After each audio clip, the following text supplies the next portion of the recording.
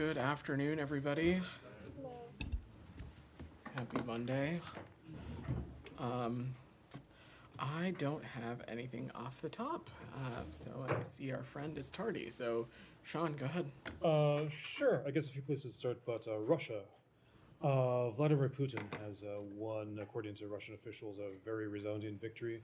Does the U.S. have any comment on either on the margin of victory or more generally on the election conduct? You know, Sean, I was on the edge of my seat. It was such a nail biter.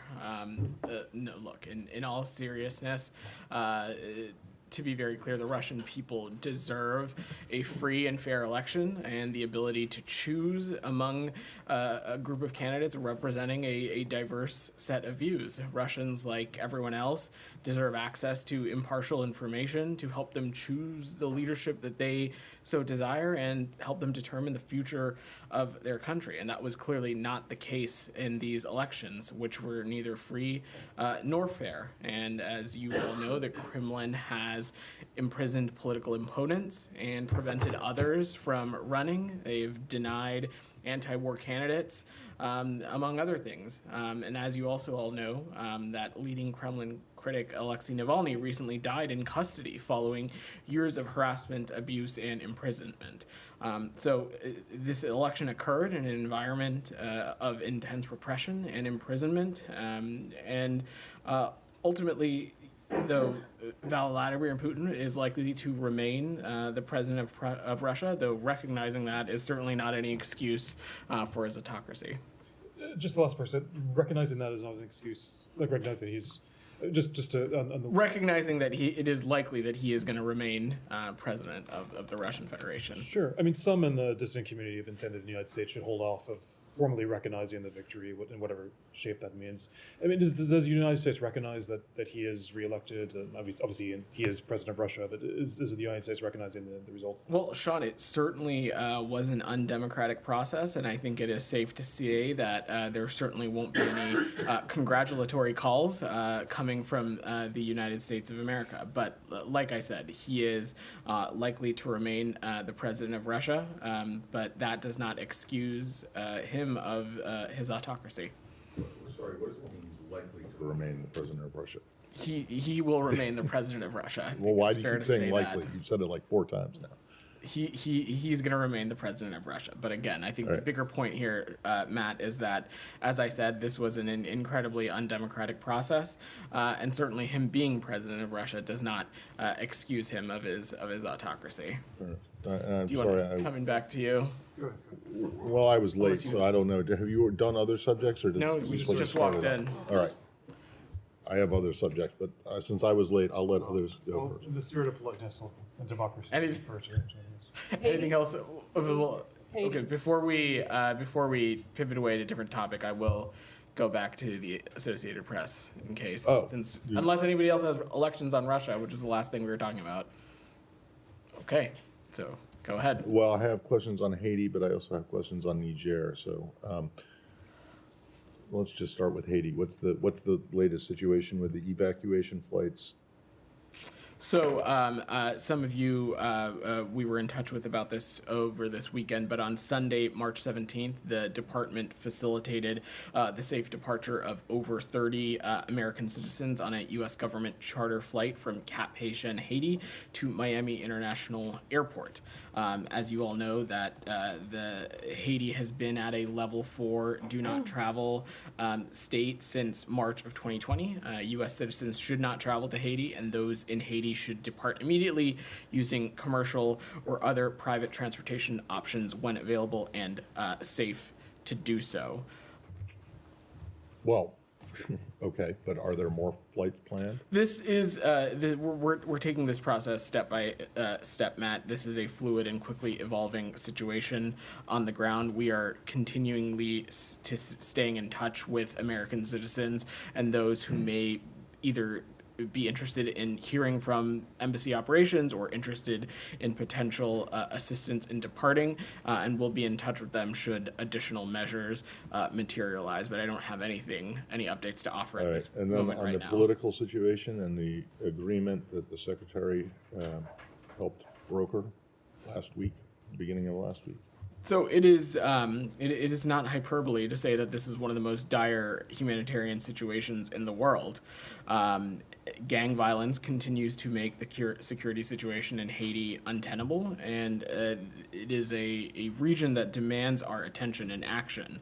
Um, I understand that Haitian stakeholders are very close to finalizing membership and remain in active discussions with CARICOM leaders as it relates to the makeup of the transitional presidential council. I expect them to have an update, hopefully as soon as today, and refer you to them in CARICOM. But the announcement of this council, we believe, will help pave the way for free and fair elections and the deployment of the multi-national security support mission. And the TPC's goal is to work for and improve the lives of all Haitians. And we're seeing gang members do the exact opposite. Thanks. God. I'm trying to understand the sequencing here. On Thursday, Matt stood where you are and said there were no plans now or in the future to evacuate Americans. And then it was less than 48 hours. We then heard there was a charter flight that took Americans out. So wondering what transpired what changed in those hours. Let's take a little bit of a step back. First, I would say that when it comes to the safety and security of American citizens, especially those abroad, especially those in dangerous, untenable security situations, that is, we have no higher priority when it comes to that. I will also say, in response to Matt's question about will there be potentially other movements like this for American citizens, that it is a very fluid and dynamic situation on the ground, and circumstances change quite rapidly. And the commercial options that are available are either non-existent or quite limited. And so a decision was made to conduct this kind of, pull this kind of plan together. But I will also add that we are the United States of America. This is what we do. And in countries around the world where we have diplomats, where we have American citizens, we have contingency planning, feasibility planning, always in the works to rely on should the circumstances on the ground warrant it. So are you saying that the situation, I'm not trying to put words in your mouth, but just to understand the situation on the ground. An assessment was made by us that the situation on the ground, both when it came to the security circumstances on the ground as well as the feasibility of commercial options, made it such that we thought it was in the interest of the American citizens who can make their way to Cap Haitien, that such an avenue for departure be made available to them. And then quick follow-up. 30-some American citizens seems like a very small number, considering Matt also told us on Thursday that there were several hundred who had reached out to state through the portal to register interest in trying to get out, or not interest, but asking for more information, indicating they would like to get out. How concerned are you about the safety of those hundreds of Americans that are still there? This is a fluid situation, and the number of individuals who have reached out to us through the crisis intake form is approaching 1,000, and we're continuing to monitor the situation closely and evaluate the demand of U.S. citizens, evaluate the overall security situation, evaluate what is feasible when it comes to commercial transportation options, what is feasible for other transportation solutions. So I am just going to say that work is ongoing, and we have no higher priority than the safety and security of American citizens, though we certainly recognize the security situation is untenable, and we're continuing to look at what might be possible. Kamala. Thank you. Are you able to clarify if the American citizens who got out over the weekend, are they all American citizens? Are there any lawful permanent residents? Is it non-American family? Can you just clarify those? So I don't have a makeup to offer of the passengers on Sunday's flight beyond what I said, which is that the departure of over 30 U.S. citizens. Our priority right now continues to be American citizens.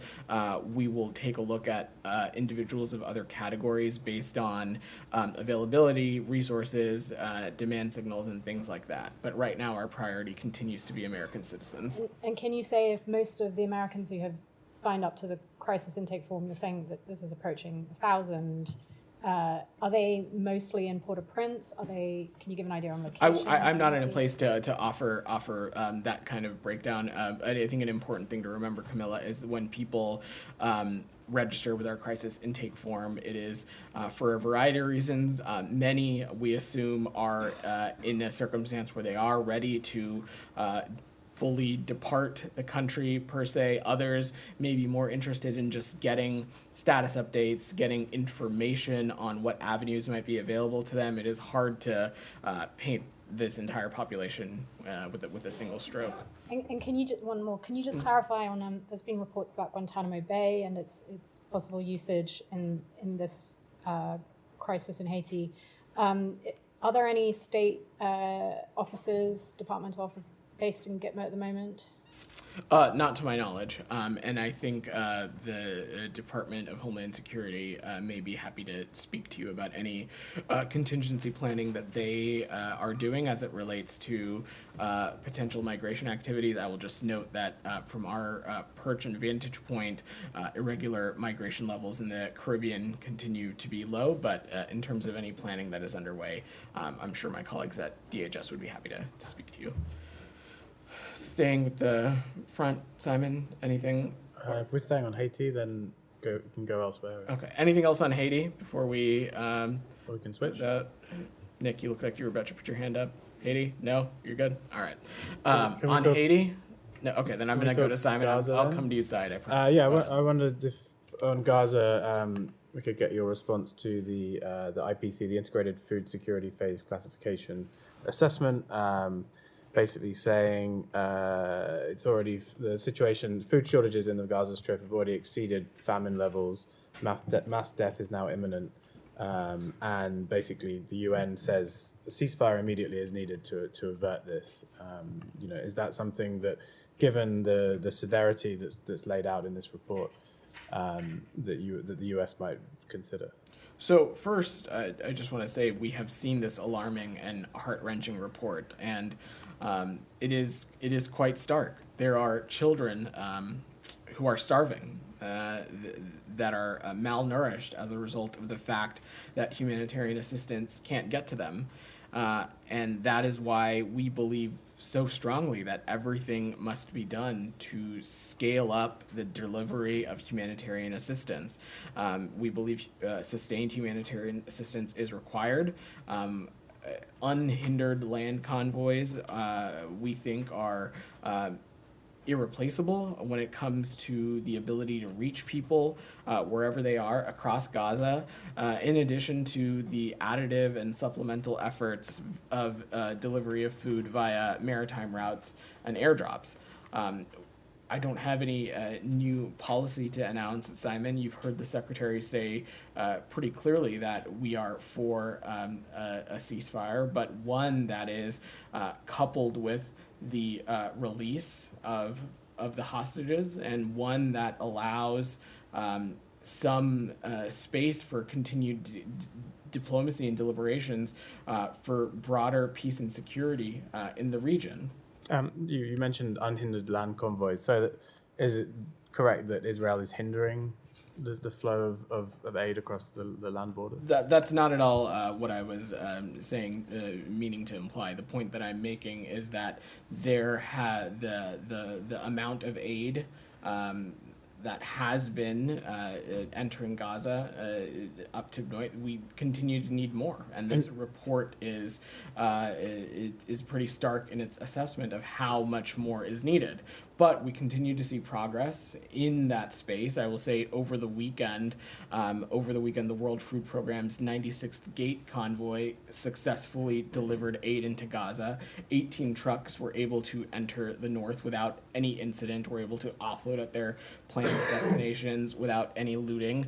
There was no additional interference. I will also say that since March 2nd, U.S. C-130s and U.S. C-17s have dropped more than 315,000 meals, more than 140,000 bottles of water, and more than 5 tons of items such as rice, flour, pasta and canned food. I'm certainly not trying to make the case that any of this is enough or addressing enough to alleviate any concerns, but it is a step in the right direction, and it's the kind of metrics we want to see and continue to hopefully see in the days ahead. But just to clarify, the 18 trucks, surely there could be more trucks if it wasn't for the Israelis who are controlling that border.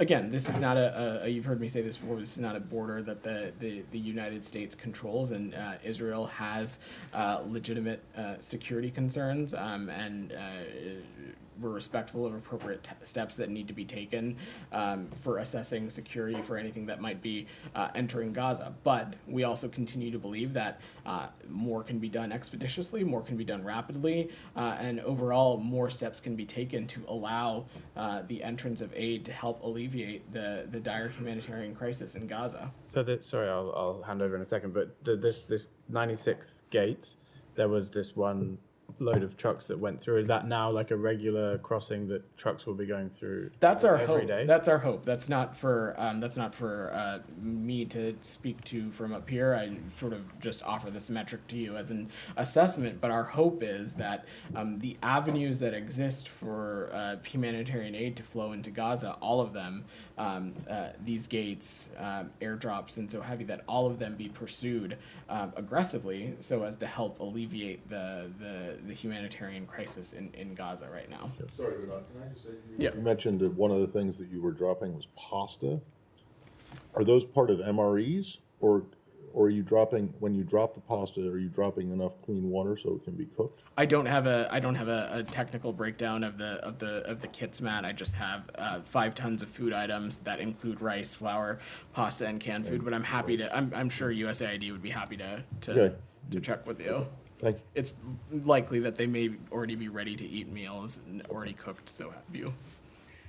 Thank you, Vedant. A couple of questions. Today, the Israelis assassinated Faik Mabhur, who is one of the police commanders, and in fact, he was responsible for the distribution of the American flour a couple of weeks ago, and so on, effectively and efficiently. Now, if I recall, there was back in February, I think February 24th, the administration requested that Israel not assassinate the police force because they keep order and so on. Has Israel broken this? I'm not aware of this You know, specific Could report. you look into it? I'm not aware of this specific report, but I'm happy to. All right, I have a couple more questions. Yeah. Just to follow up on Simon's. UNICEF says that 13,000 children in Gaza had been killed. It's staggering, but it doesn't seem to have any end. I mean, this thing keeps going day after day. The Israelis keep going to the hospitals, over and over and over again. So we see them now at the Shifa complex. So, what is your comment? I mean, could this go on for the next 6 months? Let me say a couple things on this side. First, as it relates to any timeline, we have not parsed words about the fact that we wanted to see this conflict end as soon as possible. And in fact, Hamas could end this conflict yesterday. Hamas could lay down its arms, all of its arms. Hamas could stop co-locating itself with civilian infrastructure, with civilian institutions like hospitals. Hamas could release all of the hostages that it has been holding since October 7th. All of those things could happen. And on the impact on children, we are, of course, devastated by the toll that this conflict has taken. It is an unspeakable tragedy, the number of children that have been killed. And it is an unacceptable outcome of the fighting of the past 5 months. And that is why at every opportunity, we have reiterated to our Israeli partners that additional steps must be taken to minimize civilian casualties. But again, Saeed, I will also remind you that Hamas could end this conflict at any moment by releasing all of its hostages, by laying down its arms. So nothing short of Hamas laying down its arms will bring this war to an end, right? That's what you're that's saying? not at all. That's not what I'm But saying. that's what you Saeed. just said. That's not what I'm saying. When it comes to when it comes to a ceasefire, we have been very clear. I have, Matt has, the secretary has, that we believe that progress being made on the release of hostages could allow for the conditions in which broader diplomatic conversations can be had when it comes to the safety, security, and stability of the region. And conditions could be created in which additional humanitarian aid might be able to enter Gaza, which is what we would hope for in such a ceasefire. I want to ask about UNRWA, but just to follow up on your point now.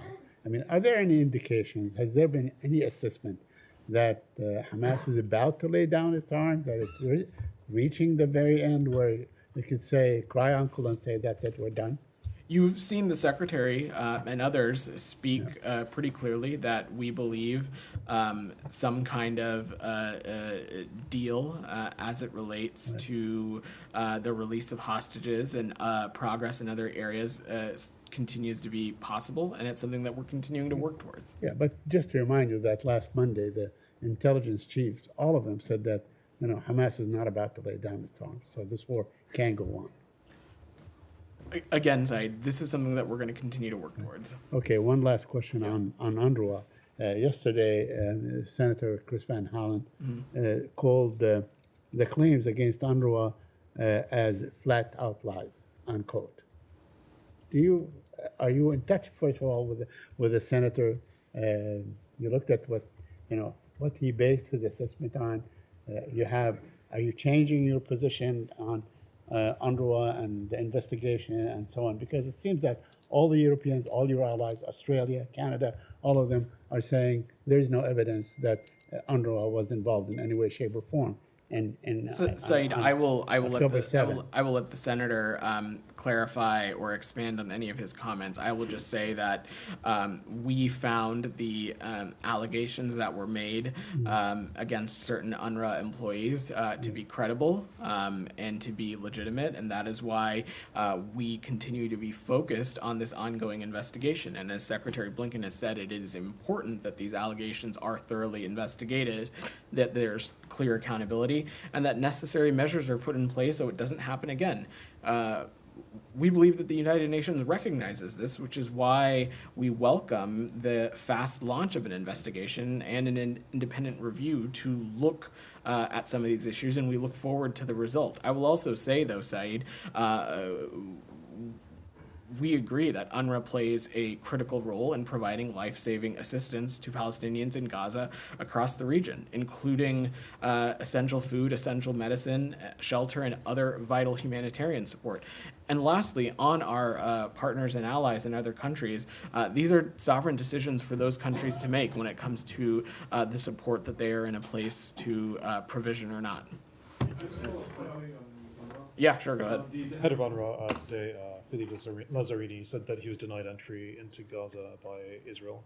Does the United States have a stance on that, or has there been any discussion about that? I would refer to our Israeli partners as well as the United Nations. I don't have anything to offer on But do you that. think it's fine if they want to deny him? I don't have insight into what Chairman Lazzarini was going for, and so I don't want to I don't want to misspeak, but I'm happy to look into more. But again, you've heard me say this before, just broadly, not as it relates to this circumstance. This is not a border that the United States has access to. And in general, shouldn't a senior official from UNRWA, which you say is an important organization, should be allowed to visit Gaza? Certainly, but again, I don't know the specifics surrounding this, so I just will refer to our Israeli partners on this. Also, just sorry to clarify on the position on UNRWA.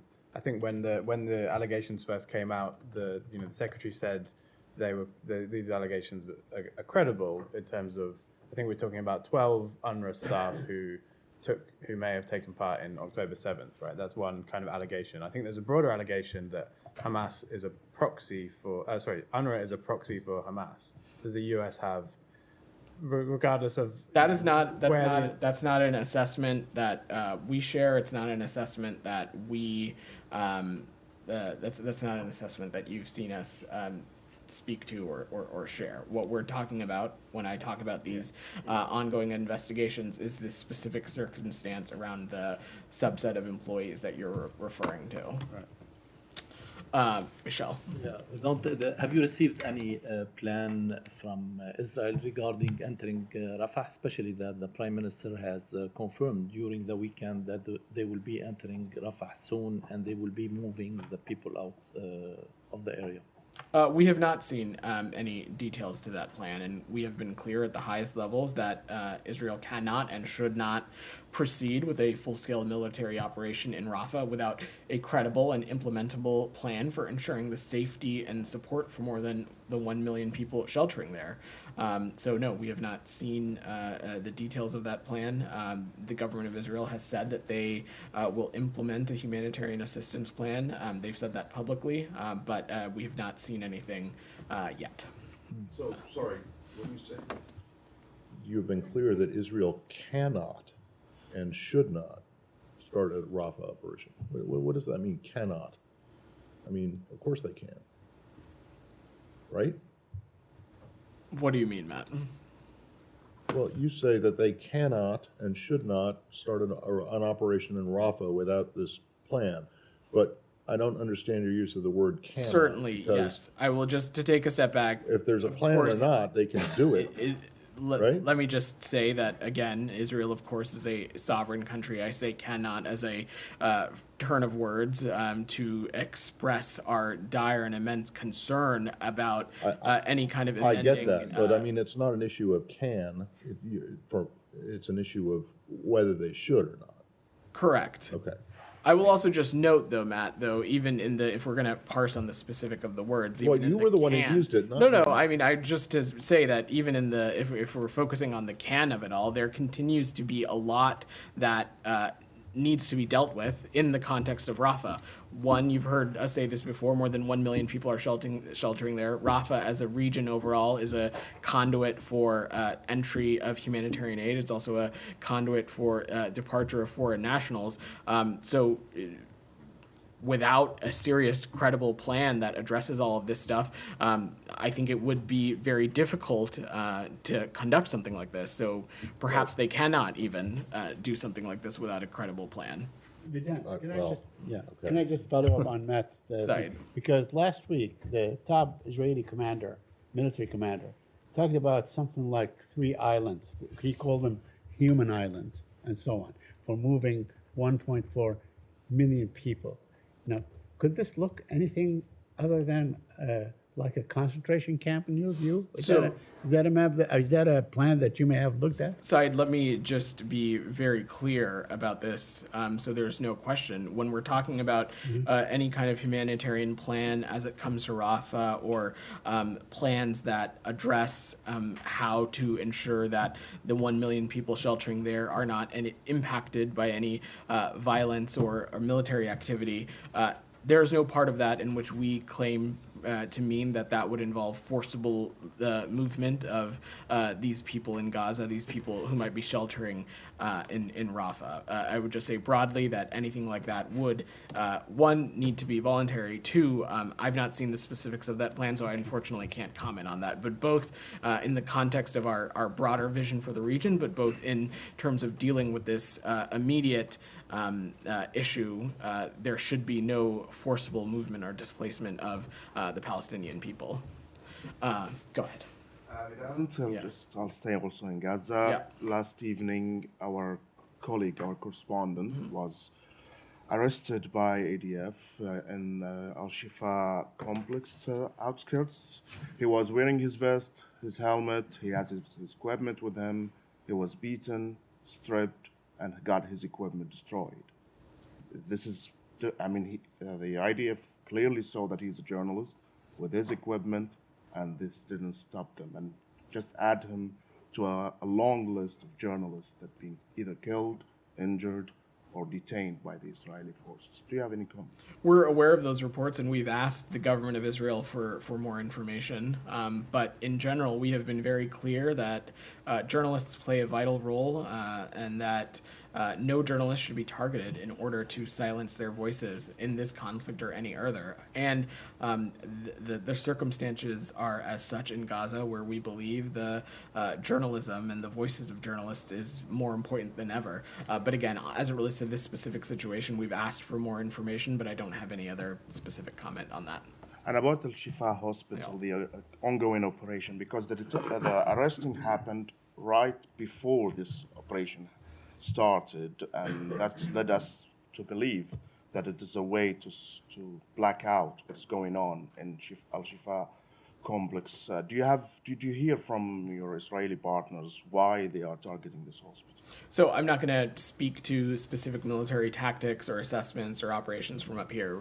Let me just say two things. First, President Biden, Secretary Blinken, others have made their points quite clear that civilians at hospitals, medical personnel, patients must be protected, and that hospitals must be enabled to be supported, to be run effectively, and to treat patients and to care for people who need help from these hospitals.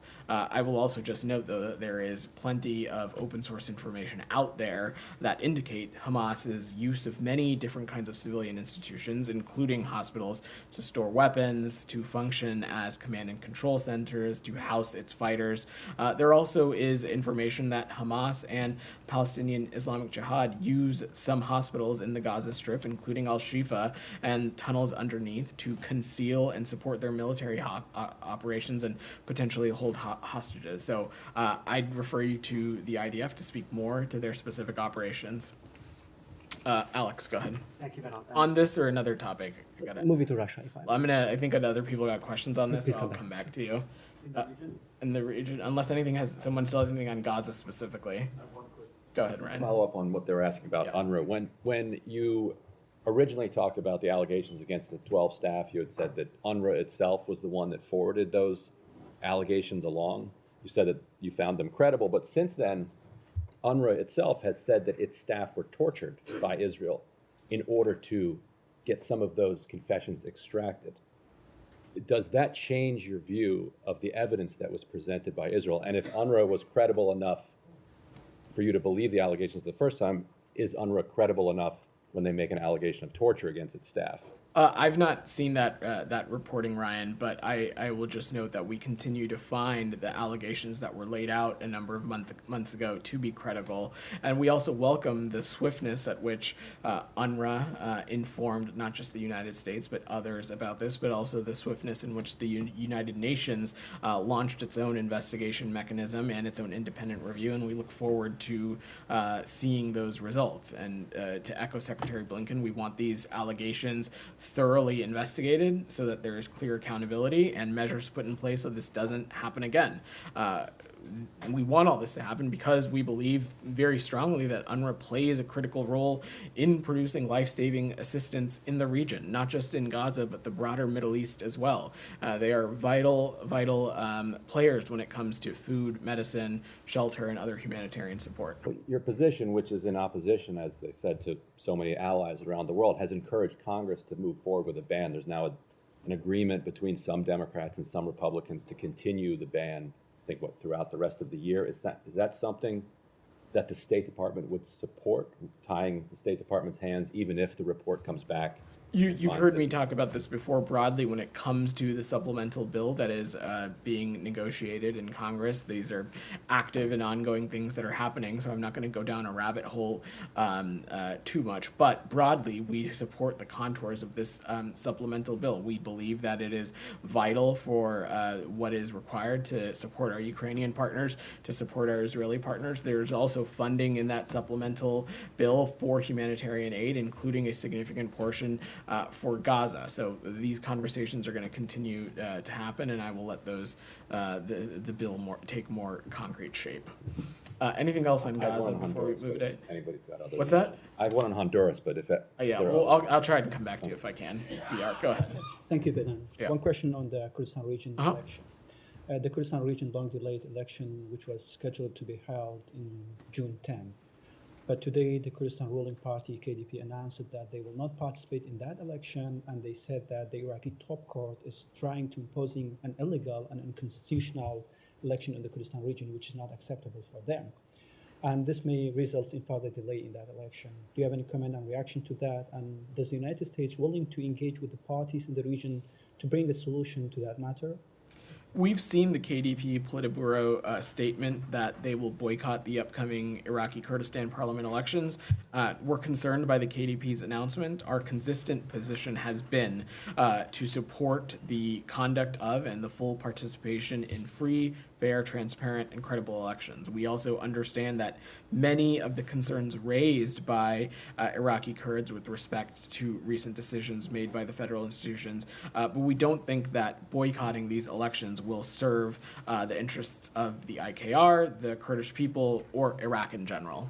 And one more question, Yep. the tensions between Kurdistan region and Baghdad is getting more intense and tense, especially after the Iraqi top court decisions against the Kurdistan region. So what's your reaction to that disputes, and how are you going to work with these two partners to bring a solution to that disputes? I will say we regularly engage with officials in Baghdad and Erbil about issues of shared interest, including Iraqi stability, rule of law, and enduring protections of all of Iraq's communities. But I'm not going to get into the details of these court decisions. Fundamentally, though, the administration believes that stabilizing Iraq through the protection of Iraqi minorities, preserving the electoral rights of those minorities, consistent with the Iraqi constitution, is going to lead to stability and security of the Iraqi Kurdistan region broadly. Thank you. Go ahead. Thank you, sir. Yeah. Pakistan's airstrikes hit multiple TTP sites, Tehrik-e-Taliban Pakistan sites inside Afghanistan that killed 8. And it was in response of a suicide bombing that killed 7 soldiers in Pakistan. Do you have any comments? So we've seen reports that Pakistan carried out airstrikes in Afghanistan in response to the attack in Khyber Pakhtunkhwa, Pakistan, on Saturday at a military post. We deeply regret the loss of life and injustices sustained during the attack in Pakistan and the loss of civilian lives during the strike in Afghanistan. We urge the Taliban to ensure that terrorist attacks are not launched from Afghan soil, and we urge Pakistan to exercise restraint and ensure civilians are not harmed in their counterterrorism efforts. And we urge both sides to address any differences. We remain committed to ensuring that Afghanistan never again becomes a safe haven for terrorists who wish to harm the United States or our partners and allies. So is United States helping Pakistan in counterterrorism operations and intelligence sharing? We are in regular communication with Pakistani leaders to discuss Afghanistan in detail, including through our counterterrorism dialogue and other bilateral consultations. The U.S. Ambassador to Pakistan, Donald Bloom, met with the President Zardari, Prime Minister, and Foreign Minister and discussed bilateral ties. Can you just tell us what really discussed in those meetings? I think you just answered the question for me. You said they discussed bilateral ties. So, look, I'm sure our embassy in Islamabad will have more to share on this. But Ambassador Bloom on March 15th did meet with Prime Minister Sharif to discuss a broad range of bilateral issues, as you said, partnering with the government of Pakistan on regional security, the United States' support for continued economic reforms with and through the International Monetary Fund, trade and investment, education, climate change, and other private sector-led economic growth issues that we continue to engage with our Pakistani partners on, and they discuss a range of other issues as well. Can I just briefly hop in on this? Yeah, sure. When you say call on Pakistan to exercise restraint, could you elaborate? Does that mean that they shouldn't have carried out the airstrikes, they shouldn't carry out further airstrikes? Are you speaking to the previous question, yeah, right? No, yes. Yeah. Sean, any loss of civilian life is troubling and heartbreaking to us, and so we want to make sure that when some of these operations are being conducted, that every step possible is being taken, that it's the perpetrators that are being held to account, and that it's not civilians who are being impacted. Do you mind if I switch to a different topic? Not at all. Go ahead. Niger. There's been a lot of uncertainty about that. The junta's remarks appearing to to sever military cooperation with the U.S. Do you have any update where things stand? Does the United States think that that's where Niger is going? So to take a step back, Sean, a senior U.S. delegation traveled to Niger last week to discuss a number of issues with the CNSP. The U.S. is aware of the March 16th statement by the CNSP announcing the end of the status of force agreements between Niger and the United States. This statement followed from frank conversations from this American delegation on the CNSP's trajectory. And we are in touch with the transition authorities to seek clarification of their comments and to discuss additional next steps. To seek clarification, I mean, is it the stance of the United States that the military cooperation is a good thing, that the United States wants to continue that with Niger? I would say broadly that our security partnership with West African partners are mutually beneficial and are intended to achieve what we believe to be shared goals of detecting, deterring, and reducing terrorist violence and creating an environment conducive to economic and social development. And when you say seeking clarification, is there something that's been happening since Friday? Has there, obviously the delegation's left, but has there been some sort of contact? How is the United States trying to seek that clarification? We continue to engage through our embassy. We continue to have our ambassador and our embassy team there, and we're continuing to discuss with them. I will just note that the delegation meeting it included an exchange of views and a number of ideas. Niger's path to civilian democratic rule, our shared fight against terrorism, including the role of U.S. security support, the importance of Niger conducting its external partnerships in a manner consistent with international law. Those were a number of things that were discussed.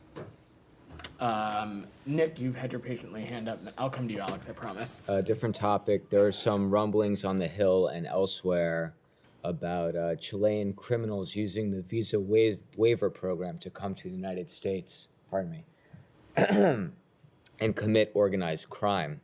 Some members on the Hill are threatening to block funding for the visa waiver program.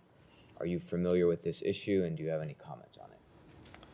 So I don't have any specific comment on this specific issue, Nick, but let me just say broadly in the context of visas in any circumstance as it relates to any country around the world, whether they are party to the visa waiver program or not.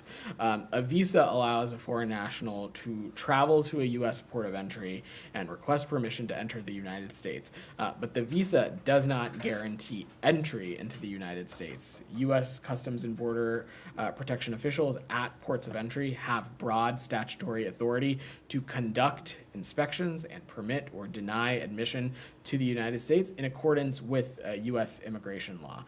We take I would say the administration broadly takes the safety and security of our ports of entries quite seriously. I'm sure my colleagues at DHS would be happy to talk to you about some of this more. Alex, go ahead. Thank you, Vedat. I have my questions, but before that, let me go back to Russia briefly. Curious where you're standing on growing calls to the administration to refrain from recognizing Putin as a duly elected president. We're late, Alex. We talked about this at the top. So you can read the transcript. So why don't we go to your next I'll question? Go back. Thank you. Anything else? Today marks 5 months since the detention of RFRL reporter Alsu Kurmashova in Russia. I know there was a meeting last week in this building as a secretary met with her husband. What is your understanding of why she's in jail? Look, Alex, we believe her detention to be just another in a long line of the Russian Federation's actions of arbitrarily detaining journalists who are just doing their jobs. I will let them speak to any kind of sham explanation that they are providing, but this is something that we're going to continue to remain deeply engaged on. As you know, she's not an American citizen, so our options here are somewhat limited.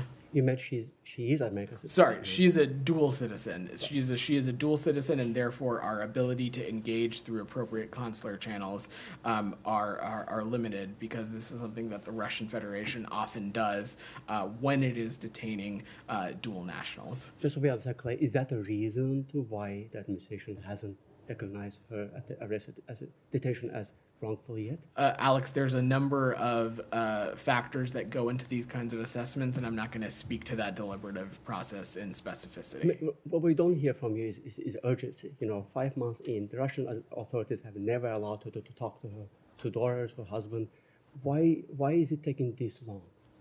Alex, this is something that we're continuing to work around the clock. But again, I will remind you, we just spoke about this. When someone is detained as a dual national in the Russian Federation has a long track record of not giving respectful consular access consistent with the consular convention as it pertains to the other country. There is a clear track record of this, and so it should be no surprise that they are conducting themselves in this way. But we are continuing to be deeply engaged on this and work it around the clock. Okay, on South Caucasus, if I may, I'm just curious if you have anything for me on Special Advisor Bono's trip to the region. He has been there for a couple of days now, and meetings in Baku. What is he hoping to achieve this time around? I don't have any updates on his trip, but I'm happy to check with the team and get back to you. Okay, I'm going to work through him, Alex. I got you. Go ahead in the back. Yesterday, DPRK launched a missile again. So, do you have any reaction for yesterday's event? We strongly condemn, again, the March 18th ballistic missile launch. These launches, like all other ballistic missile launches in recent years, are in violation of multiple UN Security Council resolutions. They pose a threat to regional and international peace and security, and we continue to consult closely with the Republic of Korea, Japan, and other allies and partners about the best way to engage the DPRK, deter aggression, and coordinate international responses to the DPRK's violation of multiple UN Security Council resolutions. Brian, go ahead. Honduras. So earlier this month, former president, as you know, was convicted of drug trafficking. But one of his major achievements, aside from drug trafficking when he was in office, was the creation of these kind of libertarian free market zones known as ZEEDs that have been really popular with crypto investors.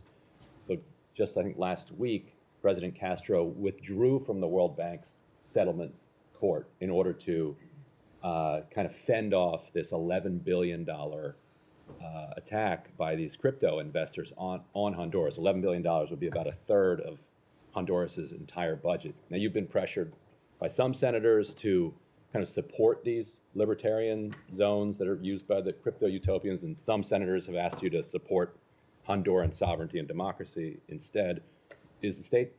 Where does the State Department come down on this fight going on between American investors and the Honduran government? Ryan, I'm going to have to check in with the team on that and get back to you, unfortunately. Michelle, go ahead. Yeah, I have two questions. Yeah. One on Assistant Secretary Leaf. She's been visiting the Middle East since last week. What is she trying to achieve? What is she doing there? So, as you know, Assistant Secretary Leaf is a senior official of this department who's been engaged around the clock on the many issues currently facing the Middle East. I'm happy to check with the NEA Bureau if there's specific readouts that we can share as it relates to some of our engagements. And on Niger, is the U.S. delegation back to Washington? And what's going on with Niger? Is the U.S. planning to leave the country soon? So they are back. I think Sean asked this question not too long ago, but I will just note that we are aware of the March 16th statement from the CNSP. This statement followed from conversations with this American delegation that they visited, where we had some frank conversations about the CNSP's trajectory, and we are continuing to be in touch with transition authorities to seek clarification and discuss next steps.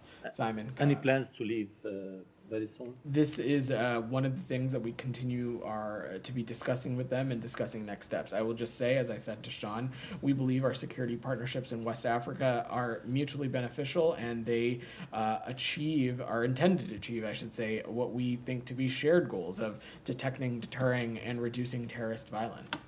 I can squeeze one in on Cuba. The Cuban Foreign Ministry said it summoned U.S. top diplomat Benjamin Ziff after protests on Sunday and accused the U.S. of interfering in Cuba's internal affairs. Do you have any response to that? Well, let me just be quite quite unambiguous about this, Simon. The United States is not behind these protests in Cuba, and the accusation of that is absurd. I will note, though, since you asked, we are closely following these reports. Protests across several cities in Cuba yesterday called for electricity, food, and fundamental freedoms. I think what we are seeing is a reflection of the dire situation on the island. We urge the Cuban government to refrain from violence and unjust detentions and are calling on the authorities to respect the Cuban citizens' right to peaceful assembly. Have you responded to that summon? Did Zif go to meet them? I'm not aware. I'm not aware. I would have to check specifically. Jalil. Thank you very much, Mr. Patel, and happy Ramadan to you. Just two questions. When you were commenting about the strikes between Pakistan and Afghanistan, I didn't feel like you sounded like Pakistan was an ally. It seems like you were treating both the countries in a very balanced manner, telling Pakistan to restrain. So do you not believe that the Afghanistan land is being used by the TTP terrorists against Pakistan? Let me just say first, next time you have feedback, you can find me on Yelp if you'd like. But look, broadly, we believe that it is important that steps be taken to minimize casualties. We're aware of these reports that were carried out, and we deeply regret the loss of life and the injuries sustained. Both the 7 Pakistani soldiers who perished at the onset of the first suicide bomb, as well as the civilians who were impacted and lost their life by this counterstrike. Again, though, Pakistan is an important and key partner and one that we are in regular communication with when it comes to talking through our counterterrorism dialogue and other shared security priorities. Go ahead in the back. Just one. Go ahead. Thank you. Thank you very much. Then I'll come to you, Leon. Sorry. A few weeks ago, in Adiala jail, where Imran Khan is kept, 2 inmates in jail were killed. Has Ambassador Bloom shared any concerns about Imran Khan's assassination or any security concerns with the State Department, or no? I don't have any specifics to offer on that, including as it relates to Ambassador Bloom's meeting with Prime Minister Sharif. I don't have any other specifics to offer beyond what I laid out. Leah, go ahead. Thank you. And then we'll wrap after you. Sure. Currently, the 3rd Summit for Democracy is taking place in South Korea. Compared to the past 2 years, there's been less media coverage surrounding it, and there's been criticism of the U.S.'s invitee list, as well as its message of democracy to the world, particularly from the global south. Do you think the Biden administration's approach to promoting democracy around the world is working? Well, I will just note, Leah, that we are putting an immense emphasis on the Secretary's participation in the Summit of Democracy, so much so that he gave some pretty important set of remarks. First, let me just say, we are thankful to our hosts, the Republic of Korea, for hosting the Secretary at the beginning of the summit and continuing to have some great programming throughout the week. We know that this is a shared priority, not just between the United States and the Republic of Korea, but also other countries who participated. But the Secretary, as part of this, outlined the U.S. strategy to promote information integrity and resilience. We believe information integrity is critically important to addressing shared global challenges, including health security, the climate crisis, revitalizing our alliances. And we have a positive and holistic vision for a resilient information environment. And let me just say, this is something that has been a priority for this Secretary, but it has also been something that our Bureau, the Bureau of Global Public Affairs, as well as Undersecretary for Public Affairs and Public Diplomacy, Liz Allen, and her team have been deeply engaged on since the onset of this administration. All right, thanks everybody.